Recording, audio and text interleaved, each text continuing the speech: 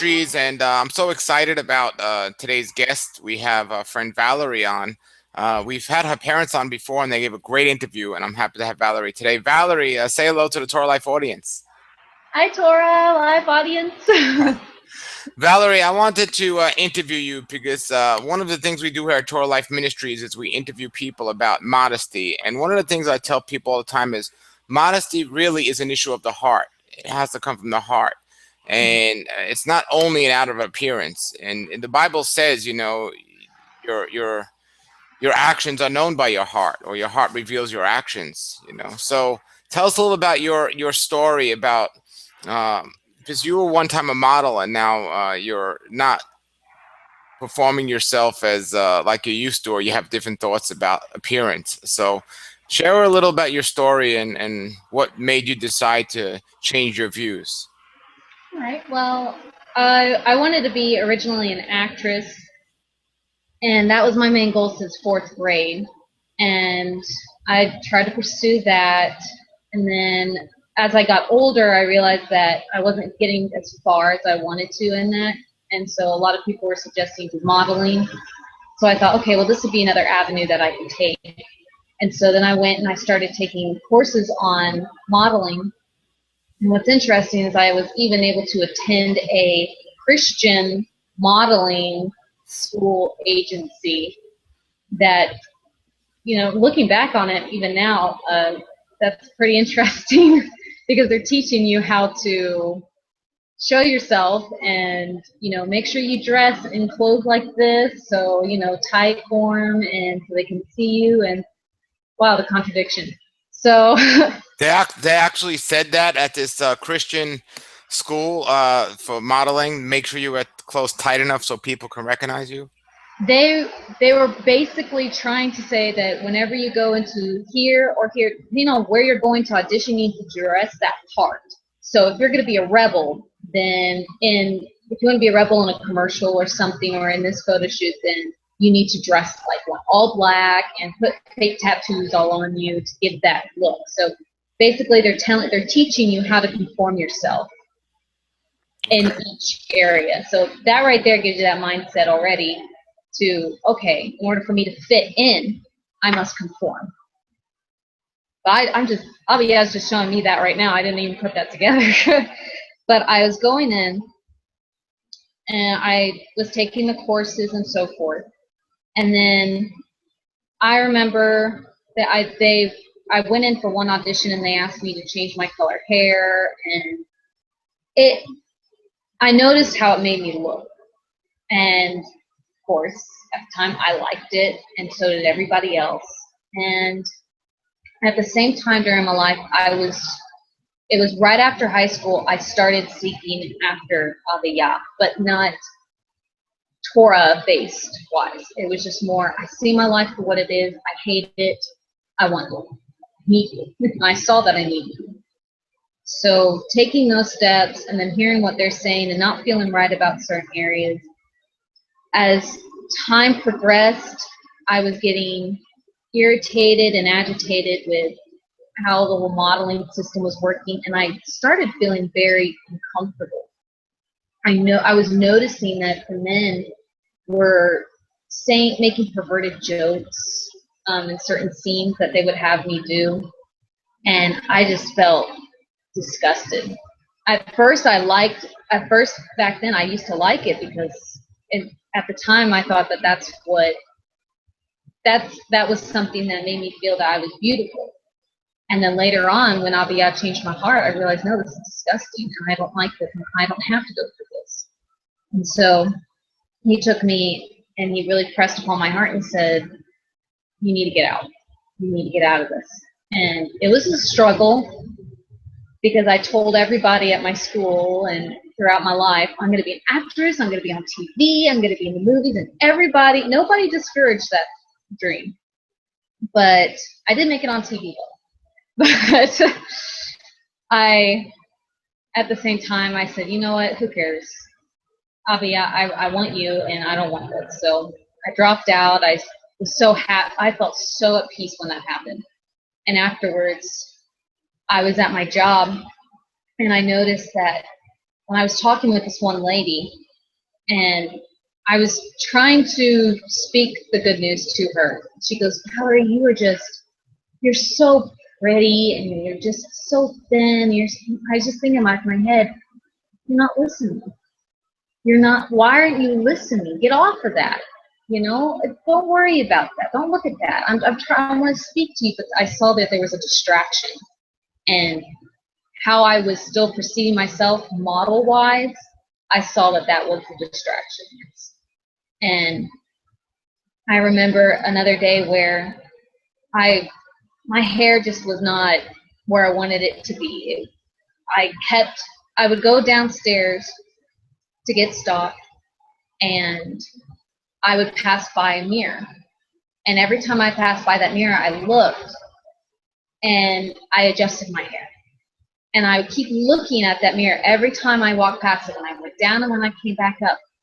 And Abba Yah just stopped me and said, did you realize how many times you went past that mirror? I would go down to the stock room just so I can look in the mirror, or go somewhere so I can look and fix my hair. And I wouldn't be surprised if I went back in time and found that it was 20 times I was going past that mirror. And Abba Yah showed me that, and he really pressed on me. He goes, this has got to stop. You realize this is an idol. Now, at the time when you were doing that, I mean, I know now you could reflect back and know what you were doing and how many times you were doing it. But as you were in the mirror, like fixing your hair, did you even give it any thought, or were you just doing it out of normal reaction?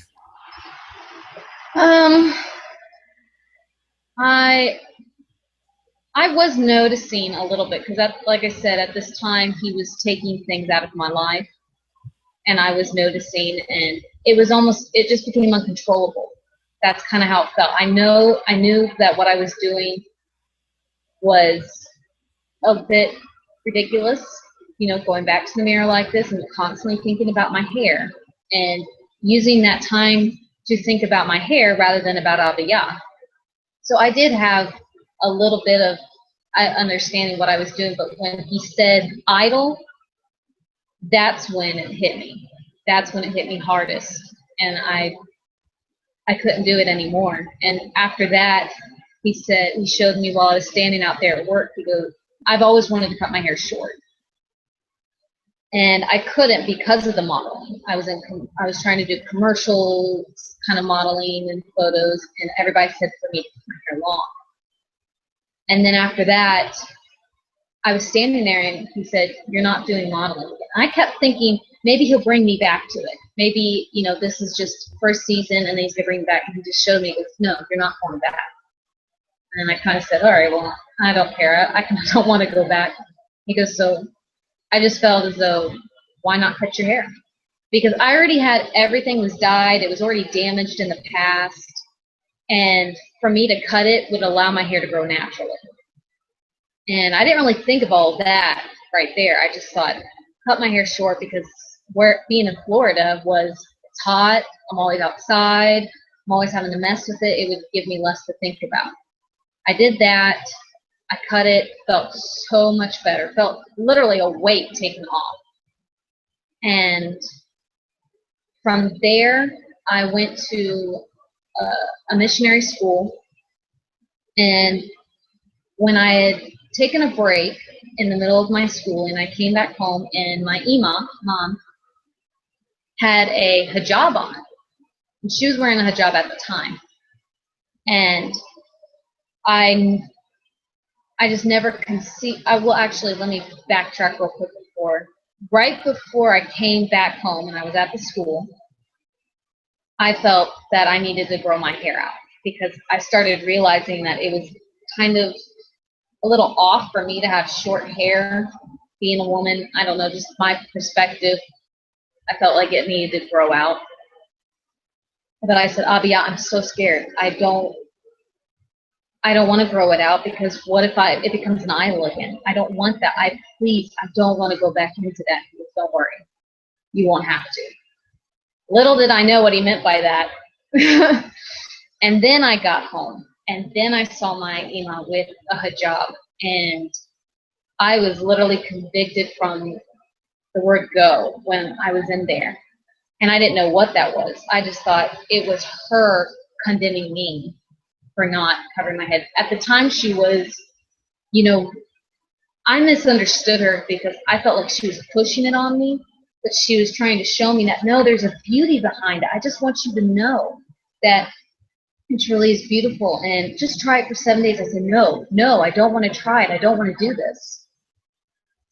And afterwards, I think it was when I got back 1 year ago from that day that I had visited, I was struggling actually throughout the entire year with the head coverings. It's almost as though I would see them everywhere. Literally, I went to work, and there was a day when I was struggling the hardest, and I kid you not, there were thousands upon thousands of women who had head coverings on that day.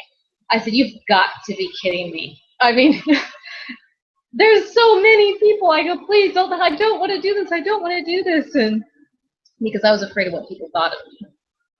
And I didn't want to be noticed like that. But when that year passed, and it was exactly a year, I finally said, you know what? I'm done. I'm done trying. I didn't want to do it because my ema did it. That's what I was struggling with throughout the year as well. I did not want to do it because she was doing it. I want to do it because I understand why he wants me to do it, and I want to do it for him because I love him. I don't want to do it for any other reason. All right, so I had to switch places real quick because my computer is dying out over there, and I have a better plug-in over here to be able to keep it charged. So from where I was at with, I finally gave up, but at the same time, I gave up in a way that I was excited.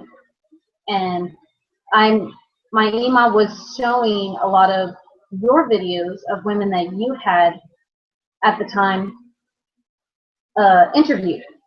And I was shutting those videos out in my head so much during that time. But I remembered them. And I said, okay, at least let me understand how they look at it. And maybe this will help me and encourage me. And so my first video I saw was when you just had a group of women that you just went through and you went to and you just asked them little questions and they would answer. And to see one of the young girls, or actually a couple of them, being my age, around my age group, was really neat to hear what they had to say and where they were coming from and why they did it.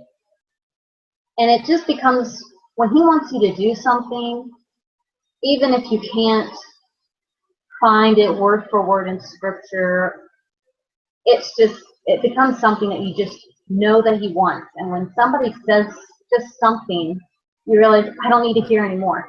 I'm good. I know this is what you want. And that's kind of how it was. I just heard certain testimonies, and it was enough to grab hold and grab my heart, want to do it. And basically from there, it's only been a little tough because other girls haven't been doing it. But when I saw other women doing it and I kept listening to the testimonies, I really tried to put more people in my life who were doing that to encourage me to keep going. But that's basically my story for how I started. And now, but when the head covering changed, when you started wearing the head covering, I mean, up to that point, what about the rest of your dress? You know, did you and makeup and things like this? At that point, was it just about the hair and the head covering, or was it?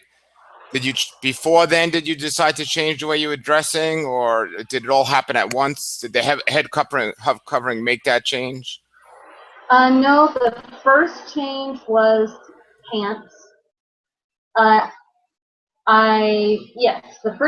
first change was pants, and I started just wearing skirts because I even felt more comfortable and it felt cooler to even wear them. And then makeup was during the school when I was at the missionary school. When I was there at the missionary school, because I knew that the people there did not care about looks, and that's not even what people wanted to see. They wanted to hear you more than they wanted to see you. So that was encouraging for me to just take all the makeup off, and so much better. And so it was makeup. It was actually makeup, then a skirt, and then the head covering. And then it's after the head covering, I was still dressing in such a way that it just did not look like it was fitting my attire. For me, I was still wearing short sleeves and some collars that would go really low, and not too bad, nothing that was completely out of the realm of modesty, but it was just something that he was pressing on me, and I realized, wow, this doesn't fit. And so when you I did the head covering, that stirred your heart to take everything else to the next level, right? right, so instead of the skirts I was wearing, I made sure, because at the school we had to wear skirts down to our knees, so I already had that taken care of.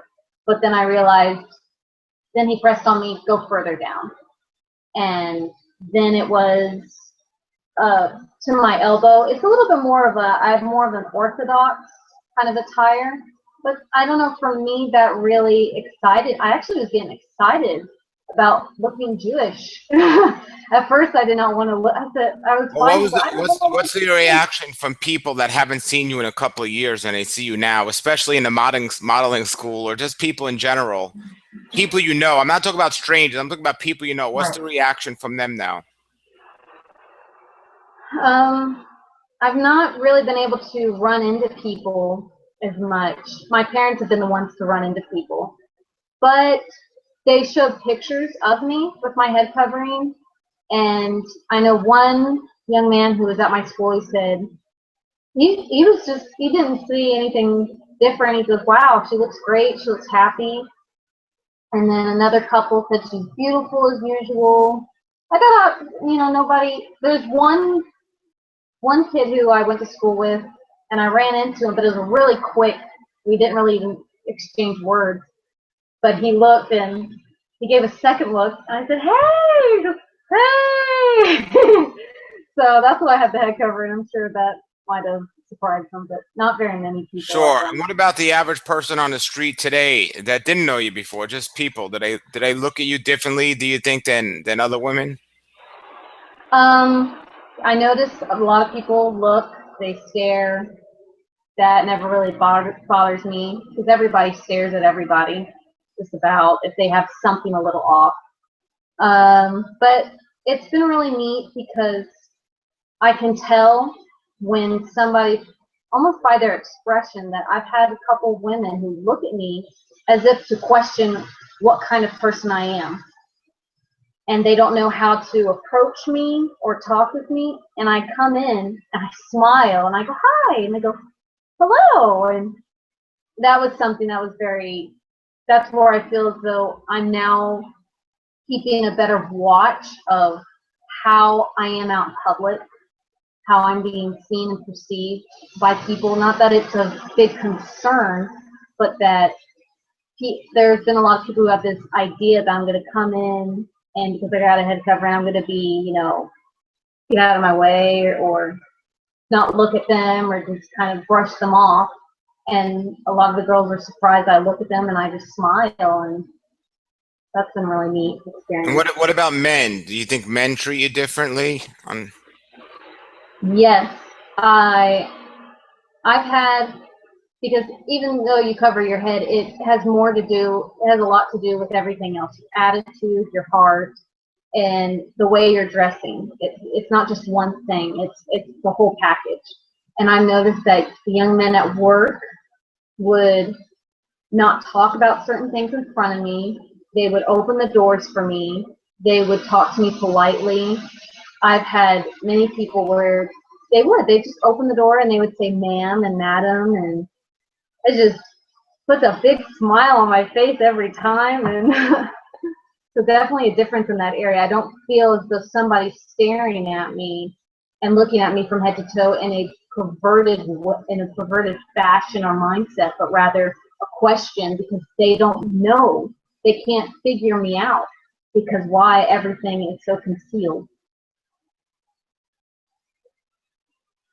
No, sure. So the next question I want to ask you about is something I ask most of the women in the modesty interviews about, and that is something that's not looked at as an immodest thing in the world, but I just see it so clearly when I look at it from a biblical perspective, is the shoes we wear. And high heels are just like so the world, and they're just so all about, not the opposite of modesty. And a lot of women that are just wearing them don't realize that. I know a lot of women in church that wear high heels. And I mean, do you see a connection? I mean, with this, or what do you think about high heels? Do you think it's just as immodest as tight pants and low cut shirts, or do you think it's fine? No, when I was at my missionary school, because we were all supposed to dress modest, but they didn't really mind too much about heels. And I had a pair of boots that had probably 2-inch heel to it, or an inch, I'm not quite sure. But I remember I hadn't worn heels for a while because they would hurt my feet and my legs. And I tried to get used to them in modeling, but I couldn't. Well, when I wore them one day out there, so I still had a difficult time wearing them because it reminded me of modeling. But I finally said, you know what, I'm just going to try them and see how it feels. When you walk a completely different way. And I noticed that immediately, that I was walking different. It almost felt as though I was going right back into modeling. And I felt like I was doing a catwalk down the sidewalk. I felt so uncomfortable when I did that. And from there on, I kept the boots.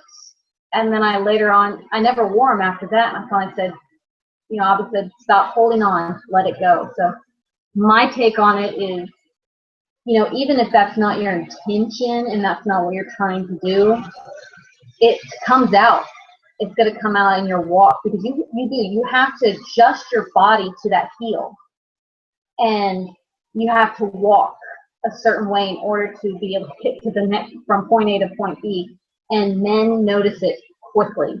It doesn't take long. And even if you were to just record yourself walking with flat shoes as opposed to high heels, you'd see the difference immediately.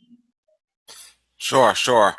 Very good. Well, I think you've answered my questions, and I pray that everything you had to say would really stir up some people out there who are watching, just to think about things. Because again, you're not somebody who grew up with this. You're somebody who was going to modeling school, and then your heart was turned. So, what would be your advice to maybe a young girl who is, or even an older lady who's watching right now, who's struggling with this, or just doesn't even think they have an issue? What would be your advice? For a young girl, I would encourage her to think about her future husband. That was something that really touched my heart. First, I thought about, Yah being my husband and me concealing myself for him to be the only one to see my hair. And it is your glory, but it's how you look at that verse. Many young ladies go to that verse to defend that we should show it, but I look at it now and say, well, because it's my glory, who's supposed to be the one getting glory? Not me. It's supposed to be Abba Yah to get the glory. And I told a young lady why I covered one of the reasons why I covered my head is because a woman's hair is her glory, and I want my husband to be the only one to see it. She wasn't a believer, but I tell you what, she smiled because she saw the beauty behind that, because it is truly beautiful to conceal what you have and show that person and show Abba Yah that I love you more than, I love you so much that I want to please you, not this world. And I've been really touched by that, and that's something that has kept me going. The Abba Yah is used in my life to keep me going. For older women, I just would have to say that, yes, it's not in scripture as a command, and I know that I've had a couple people say, well, I hear somebody say this and I hear somebody say that, and I've heard a lot of people say we didn't have to. Well, get away from everybody, and if you need to, sometimes the scriptures can be a little confusing if you're trying to find it and figure it all out. Put it aside, go in your closet, shut the door behind you, and pray to Abba Yah and ask him what he wants. Don't go to him and tell him, I don't want to do this. No, you need to open your heart. You need to open up to him and say whatever it is that you want. You need to fear him more than you do this world. And I think that's one thing that many people have put aside. They want to seek for the joy. They want to seek for all the happiness and goosebumpy feelings when they come before him. No, that's not how it works. You have to fear him first, and then he'll give you that peace, that shalom of his. So that's basically what I would say for the older women is you need to fear Abba Yah and not look to other men to tell you what to do, because that's not who we're supposed to look at for guidance. It's Abba Yah, his Ruach HaKodesh. So it's my encouragement. Great. Well, if there's somebody out there that might want to get in touch with you, what's the best way they can get in touch with you if they're just looking for help? Because it's a set apart thing you're doing, and there need to be more set apart people in the world. So if somebody's looking for you, what's the best way they can get in touch with you? My email, and my email is valdv, so it's valdv at live.com. Wonderful, Val. Thank you so much for Valerie for connecting with us, and I just pray that you can continue to be outspoken in your appearance, and your heart continues to shine to the world, because it's a great thing you're doing, giving the praise to the Father, Yahweh. Thank you for taking the time out, and shalom, shalom. Torah Life Ministries come out of the world. Messiah people seek the truth.